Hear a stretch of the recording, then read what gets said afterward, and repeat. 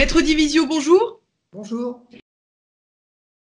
Les spectateurs vous connaissent déjà comme le représentant du collectif C19, un collectif de médecins, également un Covid-19. Aujourd'hui, vous représentez Didier Raoult, le très médiatique infectiologue de l'IHU marseillais. Vous allez en son nom déposer une plainte très bientôt. Vous pouvez nous expliquer? Vous avez vu que l'ANSM, donc l'Agence du médicament, a refusé à Didier Raoult une recommandation temporaire d'utilisation sur la chloroquine. C'est-à-dire quoi? C'est-à-dire qu'en fait, Didier Raoult a voulu mettre fin à la polémique et a dit, écoutez, nous, à l'IHU, nous avons cette pratique de la prescription, de la délivrance de la chloroquine, nous avons les résultats et nous vous proposons de sécuriser cette pratique en accordant une recommandation temporaire d'utilisation afin, finalement, de pouvoir avoir des statistiques, de pouvoir vérifier les choses, vérifier par vous-même, en fait, en quelque sorte. Et, contre toute attente, l'ANSM a refusé, en disant, bah non, vous comprenez, la balance bénéfice-risque est en défaveur du bénéfice, mais évidemment en faveur du risque. Alors évidemment, Didier Raoult s'en indigne en faisant valoir deux choses extrêmement importantes. La première, c'est qu'il n'y a pas de risque avec un médicament qui est utilisé depuis plus de 50 ans et dont quand même les données de l'assurance maladie montrent qu'il a été consommé à c'est des millions de comprimés qui ont été consommés sans ordonnance avant qu'effectivement il ne soit inscrit sur la liste des substances vénéneuses. Deuxième élément, il trouve à bon droit que la NSM n'a pas toujours été aussi scrupuleuse et qu'on peut raisonnablement s'étonner que, alors qu'on lui refuse une recommandation d'utilisation sur la chloroquine, le remdesivir, lui, bénéficie d'une AMM européenne et d'une autorisation temporaire d'utilisation, alors qu'il est notoire que celui-ci n'a que des risques, ne présente que des risques. Et donc, on est quand même extrêmement étonné, parce qu'on arrive à la situation où, finalement, aujourd'hui, si je comprends bien, on aurait le droit dans les hôpitaux de délivrer, de prescrire donc du remdesivir, mais pas de la chloroquine. Alors que l'un est toxique, notoirement toxique, la HAS le dit, l'OMS l'a dit, et l'autre, effectivement, on nous explique qu'il n'y aurait pas de bénéfices attendus et qu'il y aurait des risques dont on se demande où est-ce qu'ils vont les chercher. La vérité, si vous voulez, ce que dit Raoult, il est très intéressant. Il dit, nous avons depuis le départ un problème avec la chloroquine et ça se traduit nettement là avec cette décision finalement de refus de la RTU qui est incompréhensible. Alors finalement, on a le sentiment on a vu qu'au cours des mois derniers, se sont enchaînés des débats sur l'efficacité de l'hydroxychloroquine sur le Covid-19. On s'est rendu compte que le débat était rapidement devenu hystérisé, souvent des deux côtés, sans que l'on puisse véritablement faire la part des choses et savoir finalement si l'hydroxychloroquine était véritablement efficace sur le Covid-19. Plusieurs professeurs l'affirment, c'est le cas effectivement c'est également le cas du professeur Perron. Néanmoins, on a le sentiment qu'on est resté dans une forme de flou artistique sans que des études fiables, puisqu'il y a eu également ce scandale du Lancet, sans que des études véritablement fiables puissent faire foi d'un résultat favorable ou défavorable. Mais si vous voulez, oui et non. Oui, c'est ce qu'on a laissé entendre. C'est-à-dire qu'on a laissé entendre que finalement, il y avait eu des études tellement effectivement scandaleuses qu'il fallait à toute force arrêter le délivré de l'hydroxychloroquine. Mais tout ça, ça remonte à quand? Ça remonte à la publication du Lancet. C'est-à-dire qu'en Europe, en France, en Italie, ailleurs, on a décidé de cesser les essais thérapeutiques sur l'hydroxychloroquine à partir du Lancet, de ce qu'on a appelé les Lancet Gate, en fait, là. C'est-à-dire vraiment cette étude complètement scandaleuse du Lancet. C'est très grave. On a retiré des essais cliniques un médicament qui était porteur d'espoir à l'heure où on va reconfiner. Tout ça à cause d'une étude foireuse, premier élément. Alors évidemment, on nous dit, non mais regardez, c'est pas vrai, ce que vous dites n'est pas vrai, maître. Discovery vous montre qu'effectivement ça marche pas. Ben oui, mais pas de chance là aussi. Parce que le professeur Raoult le dit très pertinemment, le montre, dit, ben il y a un problème, c'est que dans les études préliminaires de Discovery, auxquels on a accès de manière très indirecte, puisqu'il y a quand même une espèce là aussi de grosse omerta sur ces études, ça montre quoi? Eh bien, ça montre que l'étude a été arrêtée brutalement, et elle a été arrêtée quand? Elle a été arrêtée, je l'ai sous les yeux là, lorsqu'effectivement on montrait que l'hydroxychloroquine avait un résultat positif sur les décès, sur l'hospitalisation. Mais il aurait fallu confirmer ces résultats préliminaires par par une inclusion en fait plus importante de patients, ce qui n'a pas été possible parce que précisément on a arrêté en disant non, vous comprenez, ça marche pas, c'est pas la peine d'aller plus loin. C'est-à-dire qu'en fait, qu'est-ce qui se passe? Vous êtes en train de nous expliquer que dans l'étude Discovery, dont finalement on n'a jamais eu les tenants et les aboutissants, que le bras qui consistait à tester l'efficacité ou la non-efficacité de l'hydroxychloroquine a été suspendu peu ou prou au moment du Lancet, alors même que les premiers tests qui avaient été faits montraient que l'hydroxychloroquine avait un effet bénéfique. Ce que montre effectivement clairement, si vous voulez, Discovery, c'est que nous avons un résultat préliminaire favorable à une durée d'hospitalisation moindre et un nombre de décès moins important. Ça ressort du bras sur l'hydroxychloroquine, c'est assez clair. Simplement, il aurait fallu confirmer ces chiffres. C'est ce que dit Didier Raoult depuis le départ. Là, on avait une étude pour le montrer. Il suffisait de confirmer ces chiffres par une inclusion plus importante de patients. Mais ça n'a pas été fait. Ça n'a pas été fait. Même Fabrice Divisio, on a le sentiment que c'est surréaliste ce que vous nous expliquez. C'est exactement pour cette raison que Didier Raoult entend saisir la justice pénale et dire nous avons un problème.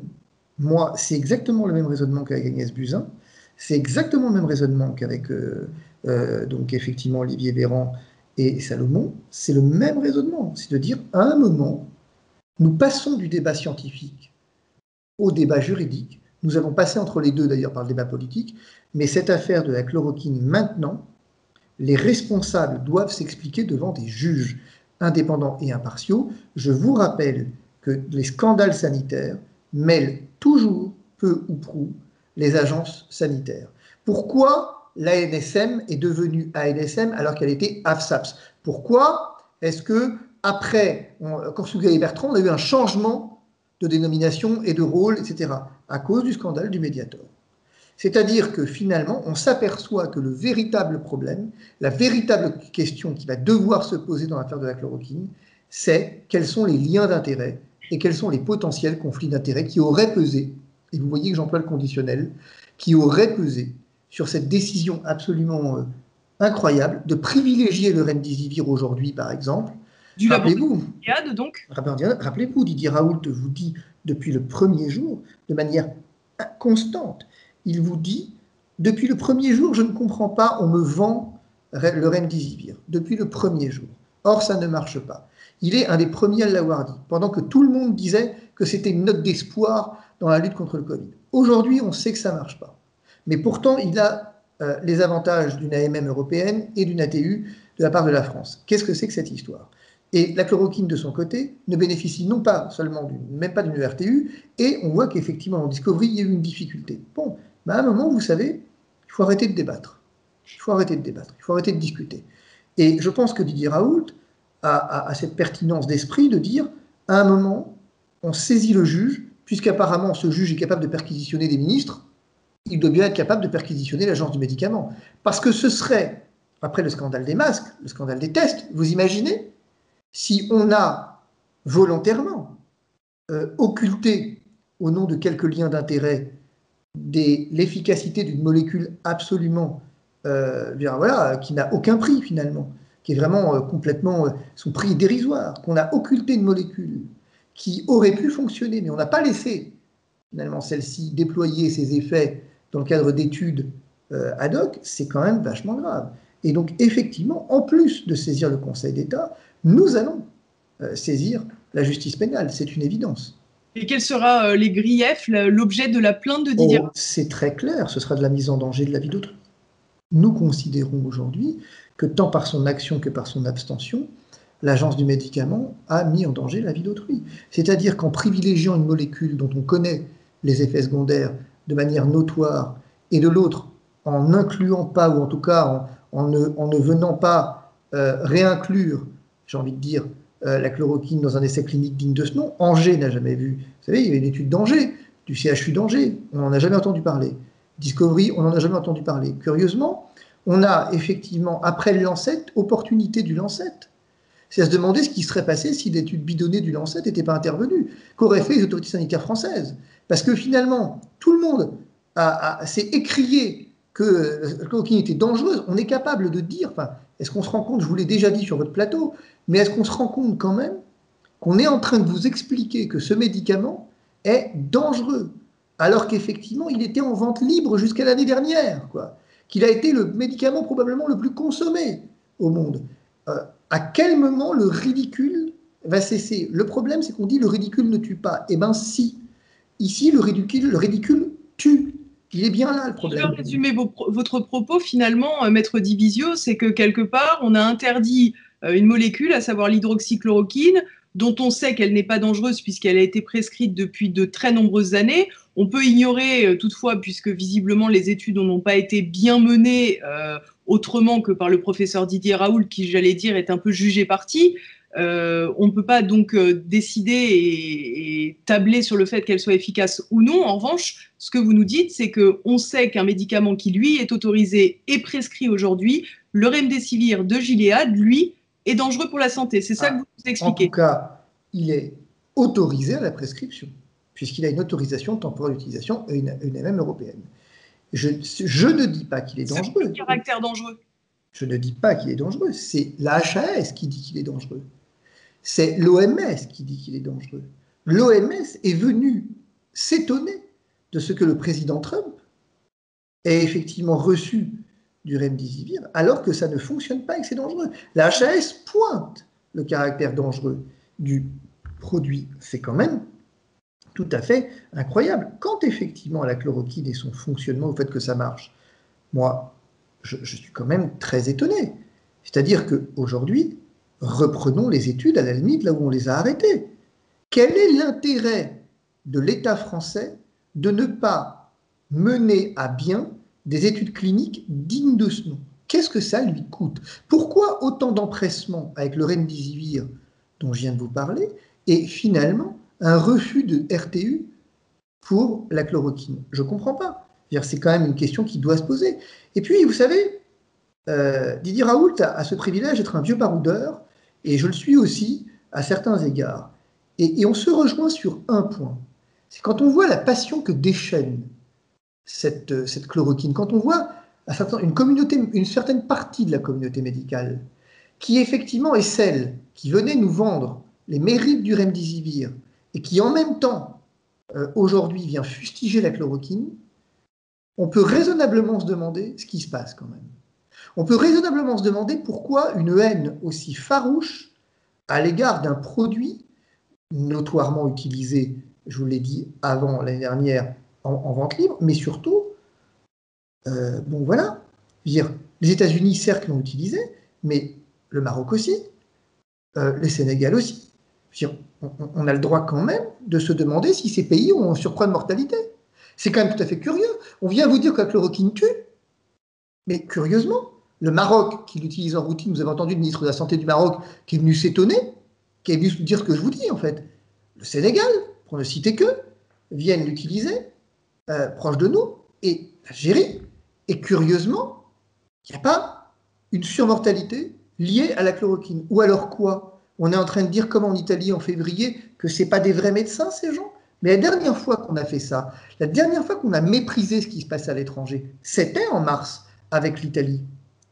Et ça a donné quoi? Eh bien, ça a donné le Rivotril en maison de retraite, parce qu'on n'avait plus de place pour les patients, alors que finalement, des signaux nous avertissaient. Et si on regardait un peu ce qui se passait ailleurs, et pas seulement là où ça nous arrange, et si effectivement on arrêtait ce mépris à l'égard des autres, je veux dire, c'est quand même un minimum. Et puis encore une fois, on peut raisonnablement se poser la question. Vous disiez tout à l'heure un truc intéressant. Didier Raoult est jugé parti. Ouais, si on veut. Mais c'est quoi son intérêt? C'est quoi son intérêt? Il défend la chloroquine, pourquoi? Quoi? D'avoir eu raison avant les autres. Pourquoi? Mais c'est quoi l'intérêt d'avoir eu raison avant les autres? Mais je veux dire, c'est quoi l'intérêt? Il est professeur de médecine, il n'y a aucun débat. Et puis, il n'est pas tout seul Et donc, on est en train de me dire que tous ceux qui travaillent avec lui, l'équipe qui travaille avec lui, aussi seraient responsables de cette fraude ou je ne sais pas quoi. Mais enfin, la seule fraude qu'on connaisse pour l'instant, c'est celle qui consiste à accorder une autorisation d'utilisation à un médicament qu'on sait dangereux quand même. Et alors justement, revenons sur ce remdesivir de Gilead. Donc on l'a compris, la plainte de Didier Raoult visera la NSM. Néanmoins, on sait que ce sont aussi des décisions politiques au-delà des autorités sanitaires. On sait que Didier Raoult a également à plusieurs reprises ciblé le laboratoire Gilead et ses pratiques de lobbying.